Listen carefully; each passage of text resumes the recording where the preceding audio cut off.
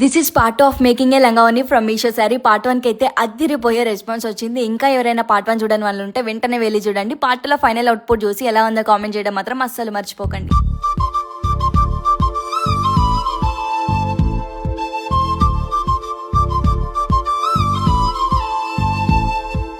ఎక్కడ ఎక్కడ ఎక్కడ ఉందో తారక, నాలో ఉక్కిరి బిక్కిరి ఊహలు రేపే గోపిక. తుంటరి తుంటరి తుంటరి చూపులు చాలిక, ఓహో అల్లరి అల్లరి అల్లరి ఆశలు రేపక.